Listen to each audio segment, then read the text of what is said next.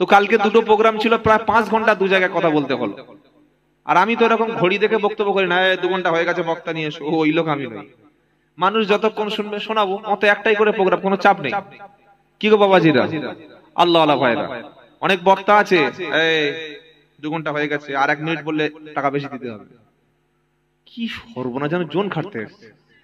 কি গো, কাজ করতে গেছে 500 ইট গেঁথেছি, যদি ফের আরেকটা করে রদ্দা ধরি আর 200 টাকা দিতে হবে, আছে না নেই? এই ওয়াজের মজলিসটা এটা বানাবেন না। আর যারা বক্তব্য করতে এসে টাকা চেয়ে নেয়, টাকা ডিমান্ড করে, আল্লাহি আল্লাহকে সাক্ষী রেখে বলছি, ওরা আলেম না, ওরা বক্তা না, ওরা গরিবের রক্ত চোষা। বক্তা হওয়ার জন্য মাথায় টুপি পরেছে, মুখে দাড়ি লাগিয়েছে, গায়ে জুব্বা লাগিয়েছে, টান শিখে নিয়েছে, কিছু পীর সাহেবের জীবনী মুখস্থ করেছে, দুটো একটা গজল মুখস্থ করেছে, কিন্তু কোরআন তারা পড়েনি। যদি বলেন কেন পড়েনি, পারা নাম্বার 23 সূরার নাম ইয়াসিন, আল্লাহ বলছেন ইত্তাবিউ মাল্লা ইয়াসআলুকুম আজরা ওয়া হুম মুহতাদুন, তোমরা তাদের অনুসরণ করো, তাদেরকে মেনে নাও যারা দিন প্রচার করে, কোরআনের কথা শুনিয়ে, কলেমার কথা শুনিয়ে তোমাদের কাছে কোনো পারিশ্রমিক চায় না, টাকা চায় না, পয়সা চায় না, তাদেরকেই তোমরা অনুসরণ করো। জোরে বলুন না সুবহানাল্লাহ।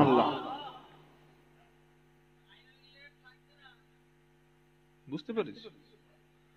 এই বাবাজিরা, আল্লাহর নবী সাল্লাল্লাহু আলাইহি ওয়াসাল্লাম এই কোরআনের প্রচার করার জন্য তায়েফে গিয়ে মার খেয়েছিলেন, সাহাবায়ে কেরামরা জীবন দিয়েছিলেন। ইমাম আজম আবু হানিফা জেলখানায় তার ইন্তেকাল হলো, শহীদ হলো। ইমাম মালিকের মারতে মারতে তার শরীর জীর্ণ শীর্ণ করে দিয়েছিলেন। ইমাম হাম্বল রহমতুল্লাহ দুটো হাত বেঁধে হাত দুটো ডিসকানেক্টেড হয়ে গিয়েছিল।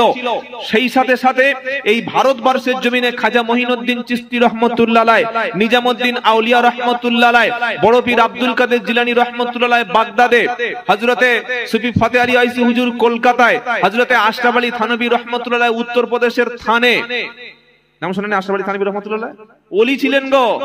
কি গো, বসিরহাট আল্লামা রুহুল আমিন রহমতুল্লাহ আলাইহি বসিরহাটে, বাংলাদেশের শাহজালাল রহমতুল্লাহ আলাইহি, হাড়োয়ার গোরাচাঁদ রহমতুল্লাহ আলাইহি, এই সমস্ত আল্লাহর ওলিরা ওলামারা বক্তব্য করে মানুষকে ইসলাম শিক্ষা দিয়ে মোটামুটি 20-30 হাজার টাকা নিতেন। দাদা হুজুর রহমতুল্লাহ অন্তত 10,000 টাকা তো ভিজিট ছিল নাকি? কি ছিলেন না? তো মেজ হুজুর অন্তত 20,000 টাকা ভিজিট তো ছিল। কি গো, মেজ হুজুর দাদা হুজুরের ইলিম আর বর্তমান যারা বাজারজাত বক্তা তাদের ইলিম এক করলে হবে? খাজা মঈনুদ্দিন চিশতি রহমতুল্লাহর মতো ইলিমওয়ালা, আমলওয়ালা, বসিরহাট আল্লামা রুহুল আমিন রহমতুল্লাহর মতো আমলদার, ইলিম এবং আমল এই দুটি যার আছে সেই হলো আলেম। প্রচুর বড় জ্ঞানের জাহাজ, জ্ঞানের সমুদ্র, কিন্তু তার মধ্যে ইখলাস নেই, মানে আল্লাহর জন্য কাজ করতে পারে না। এই আলেম লেখাপড়া শিখে কি লাভ আছে? কথা বুঝতে পেরেছেন? তো আমার কাছে প্রশ্ন হলো, দাদা হুজুর রহমতুল্লাহ কত ভিজিট ছিল? বসিরহাট রহমতুল্লাহ রুহুল আমিন রহমতুল্লাহ কত টাকা ভিজিট নিতেন? দাদা হুজুরের পরে বড় হুজুর, সেজ হুজুর, মেজ হুজুর, ছোট হুজুর কত টাকা ভিজিট নিতেন? নিতেন না। তাদের পরিশ্রমে, তাদের মেহনতে আমরা দিন এবং ইসলাম পেয়েছি। আমরা বক্তারা বাজারজাত করি, 20,000, 30,000, 40,000 টাকা নিজেকে বিক্রি করে দিই। আর সাধারণ মানুষ কি মনে করছে? সাধারণ মানুষ মনে করছে 30,000 টাকা নিচ্ছে মানে বড় বক্তা। এত বড় বক্তা না হলে 30,000 টাকা নেয়? কই আমাদের মুফতি সাহেব তো টাকা দেয়, টাকা নিচ্ছে মানে নিশ্চয়ই বড় লোক হবে, বিশাল বড় আলেম হবে। এটাই হচ্ছে সবচেয়ে আপনার বোঝার ভুল। এটা মাথায় রেখে দেবেন। বড় অবাক লাগে, কষ্ট লাগে। করছি আপনাদের এখানে গরু বিক্রি হয় কোন জায়গায়? কাটিয়াঘাট, হঠাৎগঞ্জ। তো দেখবেন গরু যিনি বিক্রি করেন উনি প্রথমে একটা দাম বলেন যে ভাই আমার 20,000 টাকা, আবার একটা দালালও থাকে, থাকে কি থাকে না? গরু যে বিক্রি করে সে ডাইরেক্ট বিক্রি করে না, ও দালালের সঙ্গে চুক্তি করে দেয় আমার গরু 20,000, তুই যা পারবি বিক্রি করে 20,000 টাকা আমার হাতে দিলে হবে। কি বুঝলেন? এবার দালাল দেখলে একটা বোকা কাস্টমার পেয়ে গেছি, বোকা শোকা মুরগি টাইপের লোক, তার কাছ থেকে 25 দাম টাম হয়ে গেল, কমিয়ে টমিয়ে 23-এ চলে আসলো। মালিক পেল 20, দালাল পেল 3। ঠিক জলসার মজলিসটা আমি বলতে পারি ঠিক এরকম হয়ে গেছে। বক্তার কন্টাক্ট করার জন্য আরেকজন লোক থাকে, বক্তা ডাইরেক্ট ফোন ধরবেন না, ওই কন্টাক্ট ম্যান উনি বক্তার শিডিউলটা ঠিক করবে, আবার এই বক্তা কি খাবে, কোথায় গিয়ে ঘুমাবে, কতক্ষণ কথা বলবে সেটা ঠিক করে দেবে, আবার এটাও ঠিক করে দেবে এই বক্তার মঞ্চে অন্য বক্তা আসলে আমরা জলসায় যাই না। কি বলছি বুঝতে পারছেন না? হ্যাঁ, এই গত 17ই ডিসেম্বর, আমি নাম ধরে বলে দিচ্ছি, থানার নাম হলো বাগদা থানা, বনগাঁ। জায়গাটার নাম হচ্ছে, আমাকে একটু দেখতে হবে কেন বলছি কথাটা শুনুন। ওই ছেলেরা আমাকে প্রোগ্রামে দাওয়াত করেছে, প্রায় জায়গাটার নাম আমডোবা পাটকেল পোতা, আর আমি নাম বলবো না, ছেলেটার নাম লেখা আছে, সব নাম্বার টাম্বার সব লেখা আছে। ও দাওয়াত করেছে আমাকে সেই গত বছর প্রায় মার্চ মাসে, 2024-এর মার্চ, মানে কতদিন হয়ে গেছে বুঝতে পারছেন। জলসার দিন সকালে ফোন করছি, ভাই টাইম কটায় পৌঁছাবো, আর কটা থেকে আমার টাইম, বা কোন রাস্তাটা যেতে হবে বলুন। অনেকবার ফোন করলাম, ফোন তুললো না, আবার ফোন করলাম, করে বলছে হুজুর একটু পরে করছি। করলো, করার পরে বলছে হুজুর আমি শুনতে পাচ্ছি মাইকের আওয়াজ আসছে কানে, সকালে মাইক জলসা বাজে, বললে হুজুর আমাদের জলসায় আপনাকে একটু সমস্যা আছে। কেন? বললে আমাদের পীর সাহেবরা মানা করেছে। আমি আর পীর সাহেবের নামটা আমি জিজ্ঞাসা করলাম না। সমস্যা? আমি কি খ্রিস্টান, না ইহুদি, না হিন্দু, না মুশরিক, না মুরতাদ, না কাফের, না ফাসেক, নাকি গালাগালি করি, নাকি গল্প করি, না কাউকে কি বলি? বলছে না আপনি ওই মুফতি সাহেবের পীর বলেছিলেন। কোথায় গন্ধটা বুঝতে পারছেন? মুফতি সাহেব কি বলেছিলাম? পীর। মুফতি আব্দুল কাইম সাহেবকে আমি একবার পীর বলেছিলাম। কি গো আপনারা পীর বলে মানেন না? কথা বলেন। একজন বয়স্ক সিনিয়র আলেম তাকে পীর বলতে সমস্যা কোথায়? তো ওনাদের পীর সাহেব যিনি ওই জলসায় আসবেন, যিনি যার দোয়াটা ওনাদের মানে খুব কবুল হবে, যিনি ওনারা মনে করলেন যে ওই পীর সাহেব দোয়া করলে একদম আমাদের একদম কারোর দরকার নেই, তো ওনাদের এই বিশ্বাস যে ওই পীর সাহেব বলে দিয়েছে আপনাকে জলসায় আসা যাবে না, আসলে পীর সাহেব আসবে না। কেন? একদম আমার ফোনে ঠিক কথাগুলো এইরকম বলছে না আপনি মুফতি আব্দুল কাইম সাহেবকে পীর সাহেব বলেছিলেন। তো পীর বললে সমস্যা আপনাদের কি বলে না উনি ও আপনার মতো লোক চলবে না, বুঝতে পারছেন? বর্তমান যুগে পীরের নাম করে এমনও পীর আছে, আল্লাহর কসম করে বলছি, কোরআন শরীফ সামনে ফেলে দিলে কোরআন পড়তে পারবে না, কোরআনটাই পড়তে পারে না, তাকে বলছে পীর, তাকে বলছে আল্লামা হিসাবে চিনতাম বসিরহাট আল্লামা রুহুল আমিন রাহমাতুল্লাহ আলাইহি। কত বড় আলেম ছিলেন। যিনি কোরআন পড়তে পারে না তিনি পীর হয় কি করে? যিনি কোরআন সহি করে জানেন না তিনি আলেম হয়, তিনি বক্তব্য করে কি করে? আজকের জলসার মঞ্চটা আমি একটু আগে বলেছি, জলসার মঞ্চটা পুরো ব্যবসায় পরিণত হয়ে গেছে। বক্তারা গরুর মতো 10,000, 20,000, 30,000 টাকায় কন্ট্যাক্ট করছে। 1,000 টাকা কম দেবেন, স্টেজে যেরকম আমি বড় বড় ভাষণ দিচ্ছি, আমি নামার পরে পুরো চরিত্রটাই পাল্টে যাবে। এই আলেমের দ্বারা কোনো কাজ হবে না, এই আলেমের দ্বারা কাজ হবে না, এই আলেমের দ্বারা ইসলাম টিকবে না, এই আলেমের দ্বারা দিন ধ্বংস হবে। কোন আলেমের দ্বারাই দিন ধ্বংস হবে? যে আলেমের মধ্যে যখন দুনিয়াদারি চলে আসবে, টাকার লোভ চলে আসবে, নারীর প্রতি লোভ চলে আসবে। সুতরাং আমি এটা পরিষ্কার করে বলে দিতে চাচ্ছি, আপনারা উত্তর 24 পরগনার মানুষ, জ্ঞানীগুণী মানুষ, ভালো আলেম, হাক্কানি আলেম যারা আছে তাদের সোহবতে থাকবেন, জীবন পাল্টে যাবে। বলুন সুবহানাল্লাহ। সমস্যা কোন জায়গায় জানেন? আমাদের ভিতরে অন্ধত্ব রয়েছে, যে ওনার আব্বা পীর সাহেব ছিল তাহলে উনিও পীর সাহেব, এই যে একটা মানে প্রথা চলে আসছে, এটাই আমাদের মধ্যে অন্ধত্ব। নবী ওনার আব্বা ছিলেন তাহলে উনিও নবীর ছেলে মানে নবী হয়ে যাবে, এটা বলা যায় না। পীরের বেটা অবশ্যই পীর বলে মেনে নেব, আলেম বলে মেনে নেব, যদি তার মধ্যে ইলম থাকে, ইখলাস থাকে, খুলুসিয়াত থাকে। কি বলছি বুঝতে পারছেন না? আর যদি তার মধ্যে ইলম না থাকে, অন্ধর মতো তার পিছনে তাকবীর দিয়ে ধন্য করা, এটা অন্তত আমি পারি না। এই কারণে আমার সঙ্গে অনেক পীর সাহেব জলসা করছে না। তারা বলে দিয়েছে বাবা আপনি আসলে ঠিক আছে ভাই, আমার তো এমনি ঘুমানোর সময় পাচ্ছি না, আজ রাতে একটু ঘুমিয়ে একটু পড়াশোনা করে নি। পড়াশোনা করার খুব প্রয়োজন আছে, কি আছে না নাই? বক্তব্য করতে গেলে পড়াশোনা করেই কথা বলতে হয়, তাহলে কানে হাত দিয়ে বাবা না ভাই সারা জীবন প্রথাগত বক্তব্য চলে আসছে, এগুলো পাল্টাতে হবে। সকলে বলুন আমরা কোরআন সুন্নাহ ইজমা কিয়াস অনুযায়ী হাক্কানি আলেম হাক্কানি ওলিদের সোহবতে থাকবো, বলুন ইনশাআল্লাহ। তারপরে ফোনটা কেটে দেওয়ার আগে বলছে, হুজুর আপনি ফুরফুরা সিলসিলা বিরোধী। আমাকে বলছে, আমি বললাম কি দেখতে পেয়েছেন? বললেন না আপনি দরুদ শরীফ পড়েন না। দরুদ শরীফ কিভাবে পড়তে হবে? বলছে না অন্যান্য বক্তা 2 ঘন্টা বক্তব্যের মধ্যে 20 বার দরুদ শরীফ পড়ে, আর 20 বার দরুদ শরীফ পড়তে গেলে 10টা গজল বলে। কি বলছি বুঝতে পারছেন না? আমি বললাম ভাই গজল 10টা বললে কেন 15টা বলতে পারি, কিন্তু 10টা গজল বললে 5 10 50, ওখানে তো 1 ঘন্টা সময় চলে গেল। তাহলে সাধারণ মানুষ টাকা দিয়ে আমাকে কোরআন শোনার জন্য 500 লোক আমার দিকে হা করে তাকিয়ে আছে, আর আমি গজল বলতে এসেছি। এটা কবে ভাববো? দরুদ শরীফ পড়ুন, বারবার পড়ুন, কিন্তু সেটা যেন মানুষকে টাইম পাস করার দরুদ শরীফ না হয়। কি বলছি বুঝতে পারছেন না? এইসব আজে বাজে কথা বলা হলো। এইসব বলে বললাম ঠিক আছে ভাই, অসুবিধা নাই, আপনি আপনার পীর সাহেবদের দিয়ে বক্তব্য করে নিন। আমি গেলে যদি আপনাদের সমস্যা হয় তাহলে আপনি করুন। তবে মনে রাখবেন, যেদিন এসে গেছে ভারতবর্ষের মুসলমানদের সামনে কে পীরপন্থী, কে তবলিগপন্থী, কে বসিরহাটপন্থী, কে ফুরফুরাপন্থী, এইগুলো দেখা হবে না। মসজিদ, মাদ্রাসা, খানকা, ঈদগাহ, কবরস্থান, এটা কি ঈদগাহ? ঈদগাহ তো ঈদগাহ, মসজিদ, মাদ্রাসা, কবরস্থান, এগুলো সবগুলো হয় ওয়াকাফ সম্পত্তির উপরে, দান করা সম্পত্তির উপরে। কোনো পার্সোনাল জায়গায় মসজিদ বা ঈদগাহ হয় না। আপনি ফুরফুরা করছেন, এখনো বসিরহাট ঝামেলা করছেন, উমুক পীর সাহেবকে গালাগালি করছেন, উমুক বক্তা আসলে উমুক বক্তাকে দাওয়াত যাওয়া যাবে না বলে আপনি ফোন কেটে দিচ্ছেন, কিন্তু আপনার মসজিদ, মাদ্রাসা, খানকা, ঈদগাহ, কবরস্থান, দলিলগুলো নিয়ে অটোমেটিক পার্লামেন্ট কিন্তু বিল চলে এসছে, জানেন না? পার্লামেন্টে বিল চলে এসছে। ওই বিলটার মধ্যে বলা আছে যত মসজিদ, মাদ্রাসা, খানকা, ঈদগাহ, কবরস্থান সব ওয়াকাফ সম্পত্তিগুলো আমাদের মুসলমানদের ইচ্ছায় ব্যবহার হবে না। ওটা কেন্দ্রীয় সরকার বিল এনে পাশ করেই ডিস্ট্রিক্ট ম্যাজিস্ট্রেট ডিএম দ্বারা, জেলা শাসক দ্বারা আপনার মসজিদের নামাজ পড়তে দেবে, ডিস্ট্রিক্ট ম্যাজিস্ট্রেট দিয়ে আপনার ঈদে নামাজ পড়তে দেবে।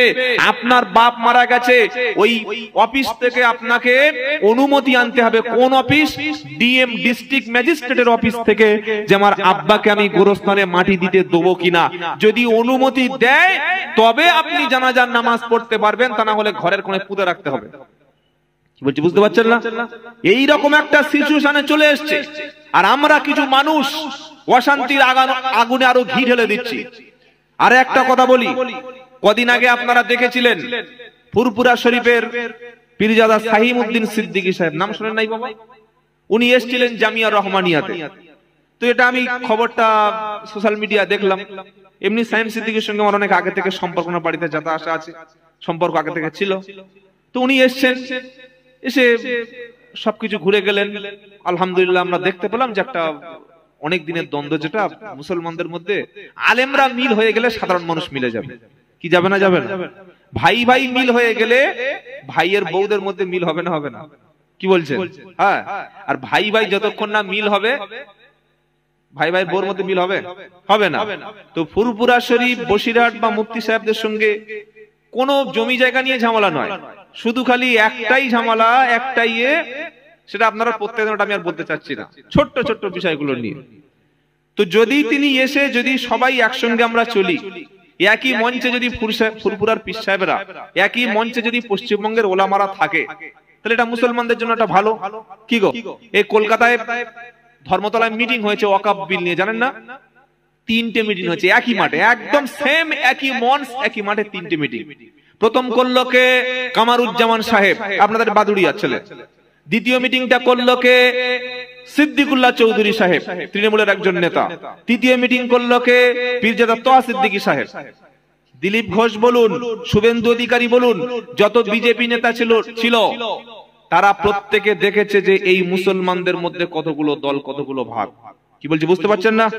3টে দল, কামারুজ্জামান, তোহা সিদ্দিকী সাহেব, আর যদি সিদ্দিকুল্লাহ চৌধুরী সাহেব, আমাদের মুফতি সাহেবও গিয়েছিলেন, আর ওলামারা সবাই মিলে যদি কলকাতায় একটা মিটিং করে 10 থেকে 20 লাখ লোক একটাই ধ্বনি তোলা হতো যে পশ্চিম বাংলার জমিনে, ভারতবর্ষের জমিনে ওয়াকফ সম্পত্তি যদি কেউ দখল করতে আসে, আমরা মুসলমানরা স্বাধীনতার জন্য যেভাবে জীবন দিয়েছিলাম ওয়াকফ সম্পত্তির জন্য সেই রকম জীবন দেব, সমস্ত দল সমস্ত মতের ওলামারা এক জায়গায় হয়ে যদি এই প্রতিবাদটা মিছিল হতো, 25 থেকে 30 লাখ লোক এক জায়গায় হতো না? হতো না?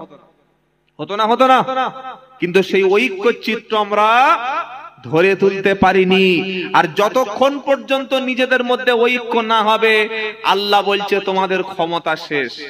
কে বলছে?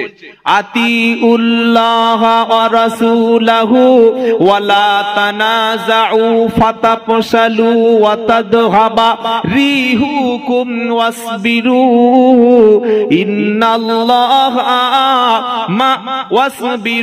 ইন্নাল্লাহা মা'আস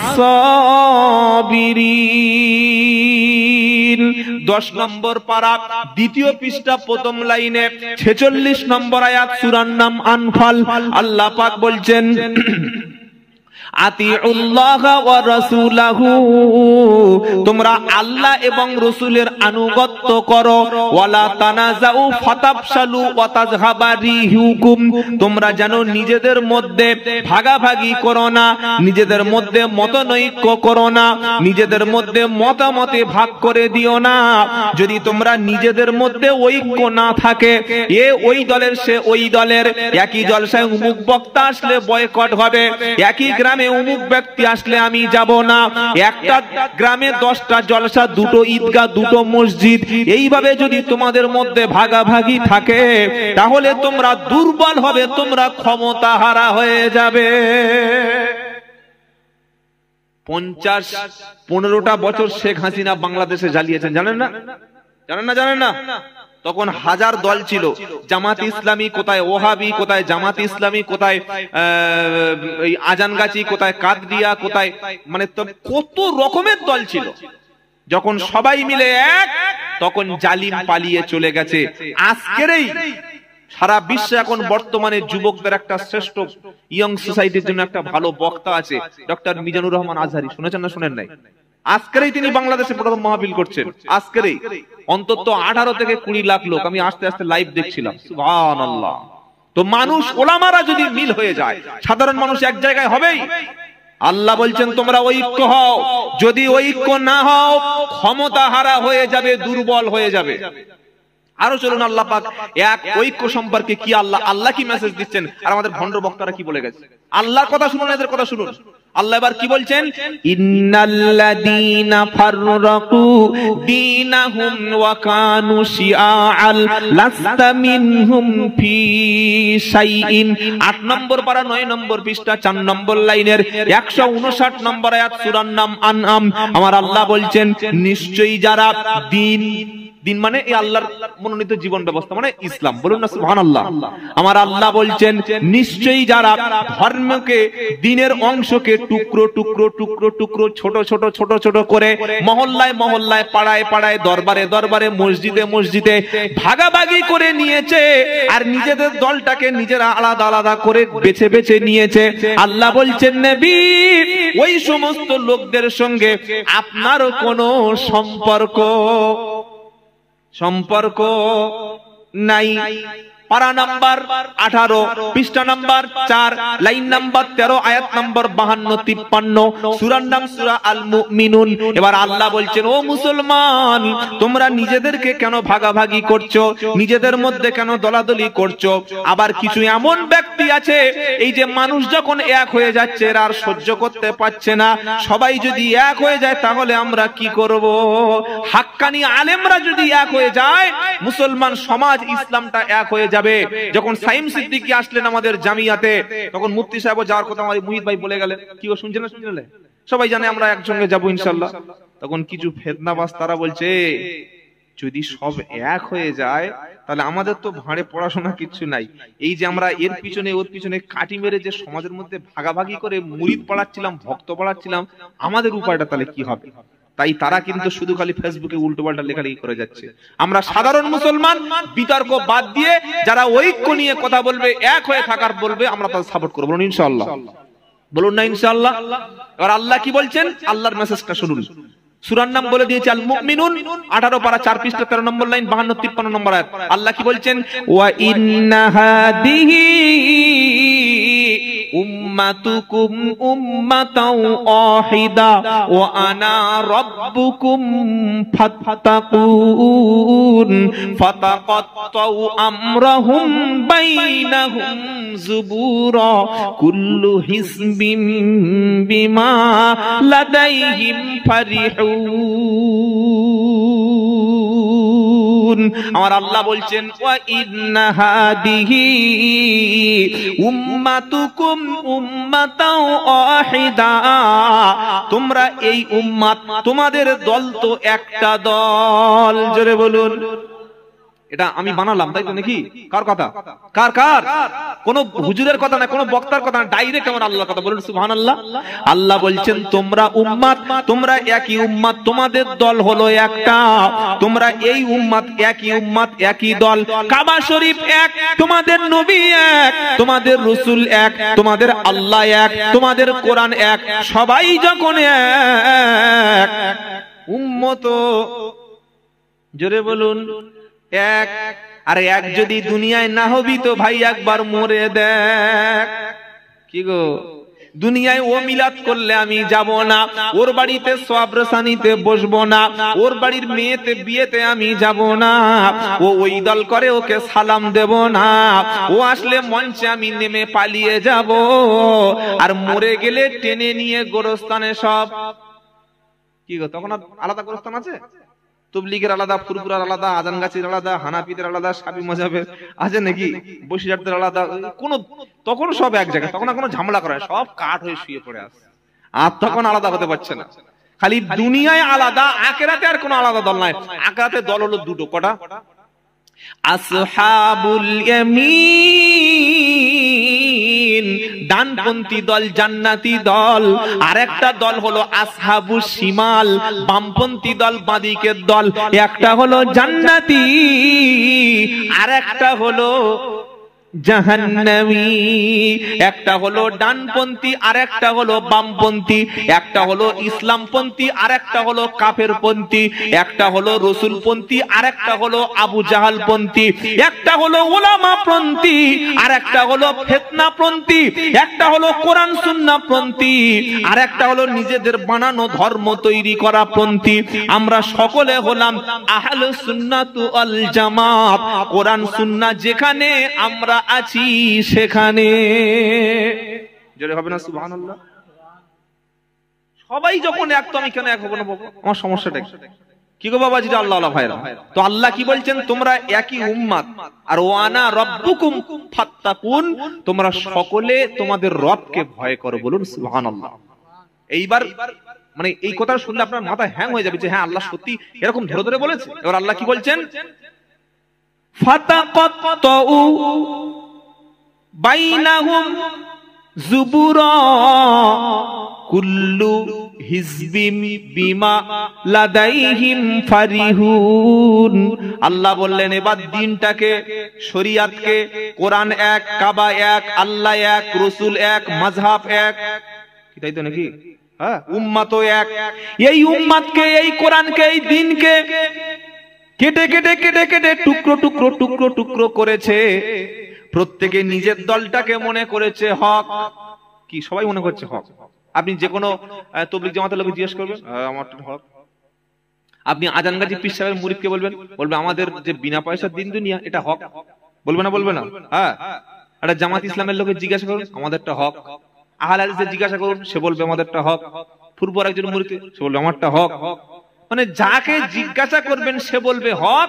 আর নিজের কাছে যে দলটা আছে, আল্লাহ বলছে কুল্লু হিজবিম বিমা লাদাইহিম ফারিহুন, নিজের কাছে মানে ধর্মটাকে তো কেটেছে, কেটে কেটে ছোট ছোট ছোট ছোট পিস পিস করে এলাকা ভিত্তিক এই দল করেছে, করে ওর কাছে যে অংশটা আছে ওইটাকে হক মনে করে ওটা নিয়ে খুব আনন্দে আছে, আমারটাই ঠিক। কি বলছি বুঝতে পারছেন না? আর আল্লাহর নবী কি বলে গেছেন বলবো? নবী বলে গেছেন, বানি ইসরাইলের মধ্যে দল ছিল ৭২, উম্মতের মধ্যে হবে কটা? একটা বাড়বে কি? হ্যাঁ, একটা বাড়বে। নবী বললেন কুল্লুহুম ফিন্নার ইল্লা মিল্লাতা ওয়াহিদা, সব দল জাহান্নামী, একটা দল জান্নাতি। সাহাবারা বললেন কোন দল? ওটা তো বলতে হবে নাকি? এইবার নবী কি বলছেন? মা আনা আলাইহি ওয়া আসহাবি, আমি নবী যে পথে আছি আমার সাহাবায়ে কেরাম আজমাইন রাদিয়াল্লাহু আনহুম যে পথে আছে, নবীর তরিকা, সাহাবায়ে কেরামদের তরিকা, আল্লাহ রাসূলের সুন্নাত, সাহাবাদের সুন্নাত, নবীর আদর্শ, সাহাবাদের আদর্শ, নবীর জীবনী, সাহাবাদের জীবনী, নবীর আখলাক, সাহাবাদের আখলাক, নবীর ইবাদত, সাহাবাদের ইবাদত, নবীর মুআমালাত, সাহাবাদের মুআমালাত, নবীর মুআশারাত, সাহাবাদের মুআশারাত, যার মধ্যে পাবে, যেটার উপরে পাবে, ওইটা হলো জান্নাতি। এবার উম্মত বলছে তাহলে কোন দলের মধ্যে যাব? নবী বলছে শোনো, তোমাদের দুটো জিনিস ছেড়ে দিয়ে গেলাম। কটা? তারাকতু ফিকুম আমরাইনি লা তাদিল্লু মা তামাসসাকতুম বিহিমা। আল্লাহর নবী বললেন দুটো জিনিস তোমাদের ছেড়ে যাচ্ছি, এই দুটোকে ধরবে, কেউ জাহান্নামে নিতে পারবে না, কেউ বিভ্রান্ত করতে পারবে না। এবার ওই দুটো কি? একটা হলো কিতাব আল্লাহ, ওটা হলো আল্লাহর 30 পারা কোরআন, আর একটা সুন্নাত রাসূলি, আমি নবী আমার সুন্নাত। এই দুটো ধরো, আল্লাহর কিতাব, নবীর সুন্নাত। এর বাইরে যত রকমের বিভ্রান্ত গোমরাহি পথ মত আছে, ভাই তোমার দল তুমি করো। মনে থাকবে ইনশাআল্লাহ। আমরা আল্লাহ রাসূলের সুন্নাতের অনুসারী, এজন্য আমরা হলাম আহলুস সুন্নাত ওয়াল জামাআত। সুন্নাত যেখানে আছে, রাসূলের আদর্শ যেখানে আছে, সাহাবাদের আদর্শ যেখানে আছে, আমরা সেখানে আছি। বলুন সুবহানাল্লাহ। তবে হ্যাঁ, ভুল ত্রুটি প্রত্যেকের হতে পারে, পারে কি পারে না? সঠিক পথে চলার চেষ্টা করলাম, যদি ভুল হয়ে যায় ক্ষমা করবে কে? আল্লাহ। এবার তামাম পৃথিবীর সমস্ত মুসলমানদেরকে আল্লাহ বলছেন তোমরা সকলে ভাই আর ভাই। আচ্ছা ধরুন আমার নাম মোহাম্মদ আব্দুল্লাহ জুবাইর শেখ, আমরা 5 ভাই, আমার কথা বলছি। তো আমার যদি মেজো ভাই বা ছোট ভাইটাকে যদি ধরে কেউ রাস্তায় মারে, বা যদি বিনা কারণে কেউ অত্যাচার করে, আমি কি বসে থাকবো না প্রতিবাদ করব? কি গো বলছেন না কেন? প্রতিবাদ করব, করব। আল্লাহর কোরআন পারা নাম্বার 26, সূরার নাম হুজরাত, আয়াত নম্বর 10, আল্লাহ বলছেন ইন্নামাল মুমিনুনা ইখওয়া, নিশ্চয়ই মুমিনরা হলো ভাই ভাই। জোরে হবে না? ফিলিস্তিনে প্রত্যেকদিন মানুষ শহীদ হচ্ছে, আমরা দেখে কষ্ট পাচ্ছি। ফিলিস্তিনে কি আমাদের মেয়ে বিয়ে দেয়া আছে? আছে বাবা? আমার শ্বশুর বাড়ি ফিলিস্তিন না, সিরিয়ায় মুসলমানদের মারলে আমাদের কষ্ট হচ্ছে। আমার ভাড়া ভাইয়ের বাড়িও ফিলিস্তিন কিংবা সিরিয়া না, মিশরে কোন মুসলমানের উপরে অত্যাচার হলে আমাদের চোখ থেকে পানি এসে যায়। বাংলাদেশে কোন নিরপরাধ একজন মুসলমানের উপরে অত্যাচার হলে আমারও চোখটা ভিজে যায়। কাশ্মীরে নিরীহ যুবককে সন্ত্রাসী বানানো হলে তখনও আমার চোখে পানি এসে যায়। কারণটা কি? একটাই কারণ, ওরা বলেছে লা ইলাহা ইল্লাল্লাহ, আমি বলেছি লা ইলাহা ইল্লাল্লাহ। ওরা আল্লাহকে আল্লাহ বলে মানে, আমরা আল্লাহকে আল্লাহ বলে মানি। ওরা রাসূলকে রাসূল বলে মানে, আমরা রাসূলকে রাসূল বলে মানি। ওরা কিবলার দিকে ফিরে নামাজ পড়ে, আমরা কিবলার দিকে ফিরে নামাজ পড়ি। ওরা 30 পারা কোরআন পড়ে, আমরা 30 পারা কোরআন পড়ি। ওরাও 5 ওয়াক্ত ফরজ পড়ে, আমরা 5 ওয়াক্ত ফরজ নামাজ পড়ি। ওরা জুমার নামাজ পড়ে, আমরা জুমার নামাজ পড়ি। ওরা বিসমিল্লাহ আল্লাহু আকবার বলে জবাই করে খায়, আমরা বিসমিল্লাহ আল্লাহু আকবার বলে জবাই করে খাই। আমরা রাসূলের উপরে সালাত ও সালাম পাঠ করি, তারাও রাসূলের উপর সালাত ও সালাম পাঠ করে। তারা আমার মায়ের পেটে ভাইয়ের মতো। বিশ্বের জমিনে যত মুসলমান আছে সবাই হলাম আমরা ভাই ভাই। কথাটা আমার না আল্লাহর। জোরে বলুন।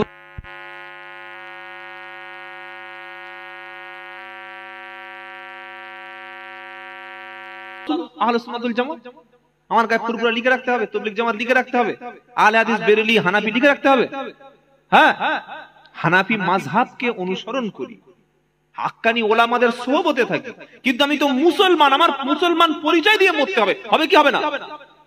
আপনি মরণের সময় খালি হাতে লিখে রাখবেন তবলিগ জামাত, ফুরফুরা সিলসিলা, আজানগাছি, বেরেলি, ওই দেখবে আর কেলাবে। কি বুঝলেন? মরতে হবে একটা পরিচয়, ওটা হলো মুসলমান। জোরে বলুন সুবহানাল্লাহ। তোমরা এক হবো না, সারা জীবন পূর্ব পশ্চিমের দ্বন্দ্ব হয়ে যাবে, সারা জীবন এদের সাথে ঝামেলা হয়ে যাবে। মনে রাখবেন, আমরা মুসলমান পৃথিবীতে বাস করি 200 কোটি। ফিলিস্তিন দেশ শেষ হয়ে গেছে, ফিলিস্তিনে আর কেউ নাই। হাজার হাজার ঘর বাড়ি হসপিটাল শেষ, হাজার হাজার মাদ্রাসা মসজিদ ধ্বংস, হাজার হাজার কবর মাজার সেখানে ধ্বংস, হাজার হাজার মসজিদের উপরে বোম্বিং করে শেষ করে দিয়েছে। তবে পশ্চিমবঙ্গ কিচ্ছু হবে না, হবে হবে না? দুটো ঘটনা বলছি, 1 মিনিটে কান খাড়া হয়ে যাবে। বলে বলুন, এবার শুনুন তাহলে। বেলডাঙ্গায় একটা ঘটনা হয়েছিল, মনে আছে? গত এক মাসের মধ্যে একটা পুজো মণ্ডপের লাইটে, এলইডি লাইটের উপরে আল্লাহর নামে অশ্লীল শব্দ লিখে দেয়া হয়েছিল এবং বিশাল একটা রায়ট হচ্ছিল। আপনার শোনা নাই বেলডাঙ্গায়, মুর্শিদাবাদে? ওই দেখুন, শুনেছে। পরবর্তীকালে 1 সপ্তাহ আগে যে ধরা পড়লো সে মুসলমান না, ওটা একজন সাম্প্রদায়িক, একজন জঙ্গি। সে হিন্দু মুসলমানের মধ্যে অশান্তি করার জন্য, মারামারি বাঁধানোর জন্য। ধরুন এই গ্রামে 500 মুসলমান বাস করে। এবার মসজিদের মধ্যে যদি শুকরের মাংস যদি কেউ ফজরের সময় ফেলে দিয়ে যায়, সকালে মারামারি হবে না? হবে না? আর মারামারি গুলো কারা করবে? অমুসলিমদের উপর আমরা গিয়ে করবো, এই তোরা মসজিদে ফেলেছিস কি কেন? কিন্তু এই কাজটা যদি সুকৌশলে কোনো মুসলমান করে যায়, আপনি ধরতে পারবেন না। বেলডাঙ্গা, আমি ওখানে 3 বছর কাপাসডাঙ্গা বড় মাদ্রাসায় জলসা করেছি, 3 বছর যাচ্ছি আল্লাহর রহমতে। ওখানে মুসলিম বেল্ট, মুসলিম এলাকা। তো ওই জায়গায় অমুসলিম আমাদের হিন্দু ভাইরা বাস করে, তারা একটা পূজা করছে, সেই গেটে আল্লাহর নামে অশ্লীল ভাবে লিখে দেওয়া হয়েছে। ওটা লিখেছে কে? একজন অমুসলিম জঙ্গি, দেশ বিরোধী, আল্লাহর নামে গালাগালি করে। সে একজন ইঞ্জিনিয়ার, ওই কাজটা করেছে। কেন করেছে? যাতে পশ্চিম বাংলায় অশান্তির আগুন ছড়িয়ে পড়ুক। আপনি চিন্তা করতে পারছেন? যখন মুসলমানরা গিয়ে ওটা ঝামেলা করবে, তখন একটা দাঙ্গা ছড়িয়ে পড়বে, ব্যাস তারা যেটা চাইছে হয়ে যাবে। আজকে সকালের কথা বলছি, আজকে 2টো ছেলে ফারাক্কা ব্যারেজ আছে জানেন? মালদা যাওয়ার আগে ফারাক্কা ব্রিজ, ফারাক্কার আগে ধুলিয়ান সুতি বলে একটা জায়গা আছে, সুতি। ওখানে রেল লাইনের উপরে মদন আর আরেকটা ছেলের নাম, দুজনেই অমুসলিম, দুজনে বোম নিয়ে রেল লাইনের উপরে রেখে পালাচ্ছিল। কেন? বোমটা যখন ব্লাস্ট হবে, বিস্ফোরণ হবে, ওই এলাকাটা মুসলিম প্রধান এলাকা, তাদের ঘাড়ে দোষ চাপিয়ে বেশ কিছু নিরীহ মানুষকে গ্রেফতার করে পশ্চিম বাংলাটা বলা হবে যেটা পাকিস্তান হয়ে গেছে, অত্যাচার ধরপাকড় শুরু হয়ে যাবে। কোন জায়গায় আমরা বাস করছি? প্রতিনিয়ত আমাদের বিরুদ্ধে ষড়যন্ত্র করছে যারা দেশ বিরোধী, যারা হিন্দু মুসলমান ঐক্য থাকতে চায় না, তারা ষড়যন্ত্র করছে পশ্চিম বাংলায়। আমরা এগুলো দেখে আমাদের চোখ কি এত অন্ধ হয়ে গেছে? এরপরে আমরা এই সমস্ত ছোট্ট ছোট্ট বিষয় নিয়ে আমাদের মধ্যে ভাগাভাগি করব, মারামারি করব, অশান্তি করব। কেন? একজন অন্য দলের মানুষকে আমি সালাম দিয়ে বুকে টেনে নিতে পারি না? অন্য একটা দলের মানুষ, সে আমার দলের নয়, আমি তাকে দাওয়াত করে খাওয়াতে পারি না? অন্য একটা দলের মানুষ, সে আমার হয়তো পীর সাহেবের মুরিদ নয়, তাহলে আমি তাকে বুকে টেনে নিতে পারি না? এইটা যারা চায় না, বুঝতে হবে তারা ইহুদিদের দালাল। যারা চাইছে তবলিগ, ফুরফুরা, আজানগাছি, কাদরিয়া, চিস্তিয়া, তারপরে বসিরহাট মুফতি সাহেবদের সঙ্গে ফুরফুরা ঝামেলা আরো চলতে থাকুক, আরো অশান্তি হোক, বুঝতে হবে তারা ইহুদিদের কি দালাল। আর ইহুদিদের দালালদের মাদ্রাসা কিন্তু মাটির তলায় আছে, উপরে নাই। তারা আলেম তৈরি করছে। কোন আলেম? যারা ছোট্ট ছোট্ট বিষয় নিয়ে ফতোয়া দেবে। কি ফতোয়া? এখানে হাত না বাঁধলে নামাজ হবে না, ফতোয়া দেওয়ার লোক আছে না নাই? কি গো? হ্যাঁ, আমিন বলতেই হবে, না বললে হবে না। আবার এখানে হাত বাঁধলে এটাও সমস্যা আছে। মানে এমন এমন বিষয় নিয়ে আপনাকে ফতোয়া দেবে যেন শরিয়াতের শুদ্ধ অংশ ওইটুকু, আর কোনো অংশ নয়। এগুলো কেন ভাই? এগুলো থেকে বার হয়ে আসুন। আমাদের মুসলমানদের মধ্যে প্রথম যেটা দরকার সেটা হচ্ছে শিক্ষা। আজকের মুসলমানদের মধ্যে কত মূর্খ ছেলেপুলে আছে আপনি জানেন? যারা না গেছে স্কুলে, না গেছে মাদ্রাসায়, না গেছে কোনো শিক্ষা প্রতিষ্ঠানে। আজকের আমি তো দোয়া করি সব সময়, বিশেষ করে অল ইন্ডিয়া সুন্নাতুল জামাতের জন্য। কিসের? তারা যে আন্দোলনটা শুরু করেছে, মুফতি আব্দুল মাতিন সাহেব, কাইম সাহেব, রজব আলী সাহেব, সেই আন্দোলনটার নাম হচ্ছে শিক্ষার আন্দোলন। জোরে বলুন সুবহানাল্লাহ। জাতিকে যদি আমরা শিক্ষা না দিতে পারি, জাতিকে যদি স্কুল না করে দিতে পারি, জাতিকে যদি মাদ্রাসা না করে দিতে পারি, মসজিদ না বানিয়ে যেতে পারি, এরকম লক্ষ লক্ষ টাকার জলসা দিয়ে হুজুরের পকেট মোটা হবে। আগে হুজুর ছিল 50, পরের বছরে 60 কেজি, আগে চড়তো 20 লাখ টাকার গাড়ি, এখন চড়বে 30 লাখ টাকার গাড়ি। আগে হুজুরের বাড়ি ছিল মাটির, এখন হবে 3 তলা, প্রত্যেকটা রুমে এসি। খালি বলবো উফ আমার হুজুরের এত বড় বাড়ি, হুজুরের বাড়ি গিয়ে সেলফি তুলে ছাড়ছে না, আমার হুজুরের বাড়ি দেখো। তোর বাড়িটা কবে বাড়বে? তোমার টাকায় তার সংসার চলে, তোমার টাকায় তার পেট চলে, তোমার টাকায় তার হাঁড়ির মধ্যে খাবার তৈরি হয়। তুমি দাঁত কেলিয়ে ছবি তুলে বলছো আমার হুজুরের বাড়ি দেখো। কিন্তু তোমার গ্রামে একটা মসজিদ নতুন হয়নি, তোমার গ্রামে মসজিদটার মধ্যে মক্তব চালু নেই, তোমার গ্রামের মধ্যে একটা নতুন স্কুল কি চালু হয়েছে, তোমার গ্রামের মধ্যে নতুন কোন শিক্ষা প্রতিষ্ঠান চালু করতে পেরেছে এই হুজুর এসে? যদি না করতে পারে তাহলে এই হুজুরকে তুমি এত টাকা দিচ্ছ কেন? কি আপনাদের কষ্ট হচ্ছে? শিক্ষার পিছনে মুসলমান টাকা খরচ করবেন। এখন বর্তমান যুগে এই যে প্রাইমারি স্কুলের লেখাপড়া, এখানে কিচ্ছু নাই, আমি এই কথাটা সব জায়গায় বলি। তারা মিড ডে মিল দিচ্ছে, খাবার দিচ্ছে, ব্যাগ দিচ্ছে, বই দিচ্ছে, জুতো দিচ্ছে, স্কলারশিপ দিচ্ছে, কিন্তু স্কুলে শিক্ষা নাই। শিক্ষা মানুষকে সচেতন করে, শিক্ষা মানুষকে প্রশ্ন শেখায়, শিক্ষা মানুষকে উগ্রবাদী বানায় না, শিক্ষা মানুষকে মাথা নিচু করে চলতে শেখায়, শিক্ষা মানুষকে ধর্মের পথ দেখায়, শিক্ষা মানুষকে সচেতন করে, অন্ধ ভক্তকে চোখ কাটিয়ে দেয়। তাই সরকার সব দেবে, কখনো আপনার শিক্ষা দেবে না। সবাই যদি শিক্ষিত হয়ে যায়, সবাই যদি লেখাপড়া শেখে, তখন 2 নম্বরই কন্ট্রাক্টরি কে করবে, তখন বোম বাঁধবে কে, তখন মানুষেরকে অস্ত্র ধরে হানাহানি করবে কে? তাই রাজনৈতিক নেতারা কোনোদিন সাধারণ জনগণকে দেখবেন হসপিটাল দেবে, তারা নতুন আবাস যোজনার ঘর দেবে, তারা রাস্তা করে দেবে, তারা ফ্রিতে পানি দেবে, ফ্রিতে বিদ্যুৎ দেবে, কিন্তু ফ্রিতে শিক্ষা দেবে না। রাজনৈতিক কারবারিরা ফ্রিতে শিক্ষা দেবে না। আর ভণ্ড বক্তা, ভণ্ড হুজুররা কখনো মানুষকে কোরআন শিখতে, কোরআন পড়তে, কোরআন বুঝতে, কোরআনের মক্তব তৈরি করতে, কোরআনের মাদ্রাসা তৈরি করতে বিরোধিতা করতে। কি বলছি বুঝতে পারছেন না? ফুরফুরার আবু বকর সিদ্দিক রাহমাতুল্লাহ আলাইহি তিনি শুধুমাত্র জলসা কোরআনের মাহফিল করে কবরে চলে যাননি, তার সিলসিলা টিকে ছিল, টিকে আছে এই কারণে শুধুমাত্র মাদ্রাসার মধ্যে আলেম তৈরি হয়েছে, তারাই আদর্শ টিকিয়ে রেখেছে। জোরে বলুন সুবহানাল্লাহ। একটা জাতি আদর্শ দ্বারাই টিকে থাকে, অন্য কোনো না। আদর্শ যে জাতির মধ্যে থাকে না, সে জাতির কোনো অস্তিত্ব থাকে না। পৃথিবীতে অনেক ধর্মই শেষ হয়ে গেছে, শুনলে অবাক হয়ে যাবে। আজ থেকে 3000-4000 বছর আগে এমন ধর্ম ছিল যে ধর্মটাই শেষ হয়ে গেছে, ধর্ম বলতে আর কিছু নাই। এমন ভাষা ছিল যে ভাষাটাই শেষ হয়ে গেছে। কেন? সেই ভাষা চর্চা হয়নি, সেই ধর্ম চর্চা হয়নি। সেজন্য ইসলাম বাঁচাতে গেলে আমাদের শিক্ষা প্রতিষ্ঠানের দিকে লক্ষ্য রাখতে হবে। আমাদের প্রত্যেকটা মসজিদে মক্তব চালু করতে হবে। আপনাদের যে মসজিদে আমি এসে নামাজ পড়লাম, খুব সুন্দর মসজিদ, ইমাম সাহেবও নিশ্চয়ই যোগ্য ইমাম, যারা বয়স্ক আছেন, একটু মুরব্বী মানুষ বসে আছেন, আপনারা চেষ্টা করবেন কি জানেন? আপনারা আল্লাহর কোরআনটা একটু শিখে নেওয়া। বাবাজিরা, আল্লাহর ভাইরা, একটু কষ্ট করে যদি মাগরিবের পরে 10 মিনিট আধ ঘন্টা করে ইমাম সাহেবের কাছে বসে, পার্সোনাল, সবার সামনে বসার দরকার নেই, যদি বসেন, কোরআনটা একটু শিখবো, নবীর সুন্নাতটা একটু শিখবো, আলেমদের, আল্লাহর যারা হাক্কানি আলেম বান্দা ছিলেন তাদের আদর্শটা আমি একটু শিখবো, এটা ক্ষতি আছে? ক্ষতি আছে নাকি? নবী বললেন খায়রুকুম মান তাআল্লামাল কুরআনা ওয়া আল্লামাহু, তোমাদের মধ্যে সবচাইতে উত্তম হলো তারা নিজে কোরআন শেখে যারা অপরকে শিক্ষা দেয় যারা। জোরে বলুন সুবহানাল্লাহ। সকলে বলুন কোরআনের ছাত্র হয়ে কবরে যাব, বলুন ইনশাআল্লাহ। জোরে বলুন ইনশাআল্লাহ। হাসরের ময়দানে কোরআন আপনার পক্ষে সাক্ষী দেবে অথবা কোরআন আপনার বিপক্ষে সাক্ষী দেবে।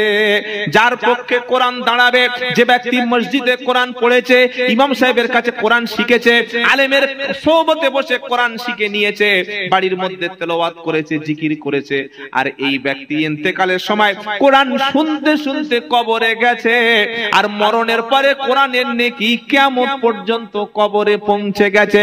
কিয়ামতের দিন বান্দা যখন সামান্য অপরাধের কারণে জাহান্নামে যাওয়ার সিদ্ধান্ত হয়ে যাবে, কোরআন তখন বলবে এমন ব্যক্তিকে কখনো জাহান্নামে দিবি না, যে ফজরে পড়েছে, জোহরে পড়েছে, আসরে পড়েছে, মাগরিবে পড়েছে, ঈশায় পড়েছে যারা, আর মরণের সময় কোরআন শুনতে শুনতে মারা গেছে যারা, এই কোরআন বলবে আল্লাহ এই ব্যক্তিকে জান্নাতে না দেয়া পর্যন্ত আমি কোরআন চুপ করব না। জোরে বলুন সুবহানাল্লাহ। কোরআনের সুপারিশ পেতে চাই, চাই কি চাই না? বিশ্বাস করুন, কবরে আপনার কেউ উপকার করতে পারবে না। যত বড় হুজুর হোক, যত বড় বিখ্যাত 50-60 হাজার টাকার ভিজিটওয়ালা বক্তা আনেন, আপনাকে কবরে কেউ আপনার উপকার করতে পারবে না, এটা লিখে রেখে দেন। আর যদি হ্যাঁ বলে যে উপকার করতে পারবে, আপনি হুজুরের নামটা দিন, শুনে দেখি, জিজ্ঞাসা করে কি করে উপকার করবে। কিন্তু কোরআন আপনার পাশে দাঁড়াবে, নামাজ আপনার পাশে দাঁড়াবে, ইবাদত আপনার পাশে দাঁড়াবে, আমল আপনার পাশে দাঁড়াবে। জোরে বলুন না সুবহানাল্লাহ। তাহলে যে আমার পাশে থাকবে দুনিয়ায়, তার পাশে আমি থাকবো না? থাকবো না? কিয়ামতের দিন আমার পাশে যে সুপারিশ করবে, আমি তো দুনিয়া তার সাথে থাকবো ইনশাআল্লাহ। বলুন বাবাজিরা, আল্লাহরা ভাইরা, অনেক কথা বলেছি, কিছু মনে করবেন না, কষ্ট পেলেন বললাম বলে। আমাদের মধ্যে ঐক্য দরকার, শিক্ষার দরকার। আপনার সন্তানটাকে যোগ্য আলেম বানান, যোগ্য হাফেজ বানান, যোগ্য একজন মুফতি সাহেব বানিয়ে দিন। আপনি এতটুকু নিয়ত করুন, যেদিন পৃথিবী থেকে আপনি চলে যাবেন, আপনার ইন্তেকালের সময় হয়ে গেছে, ছটপট ছটপট করছেন, আপনার ছেলেটাকে আলেম বানিয়েছিলেন,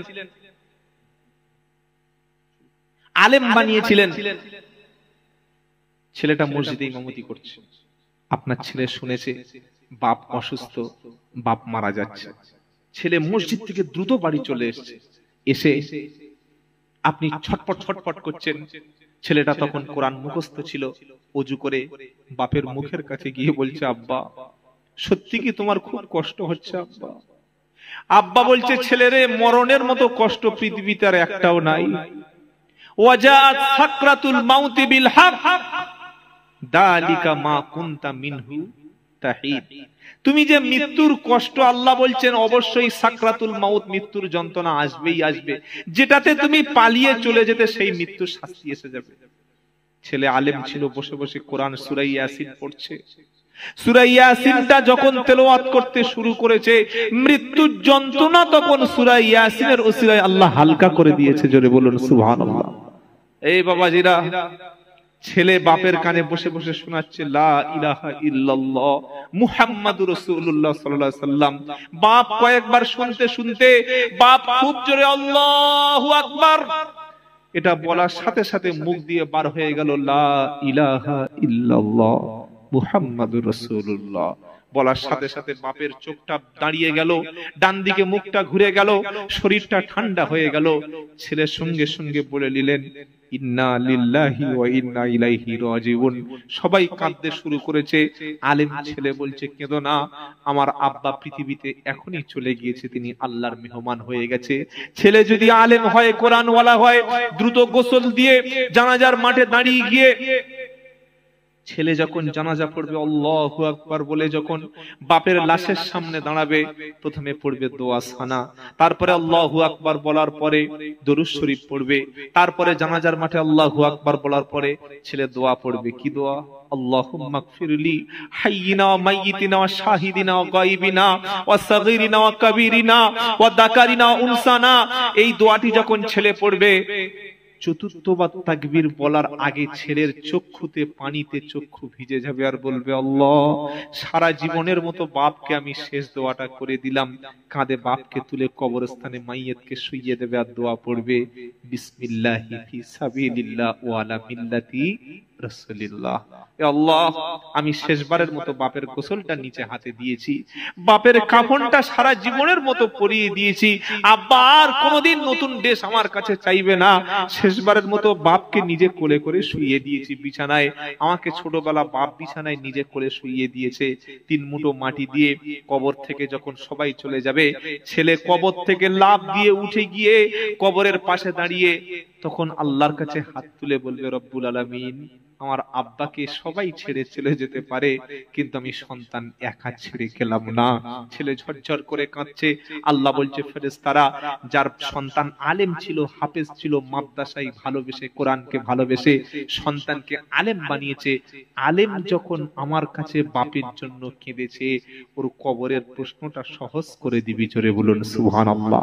আল্লাহর কসম, আমি আব্দুল্লাহ জুবায়ের বলছি, অন্তত আপনার বংশের মধ্যে একটা আলেম বানান, হাফেজ বানান। এখনো সময় আছে, ছোট্ট সন্তানটাকে হাফেজে কোরআন রেখে যান। এর ওসিলায় আল্লাহ হয়তো আমাদেরকে নাজাত দিয়ে দিতে পারে। জোরে বলুন সুবহানাল্লাহ।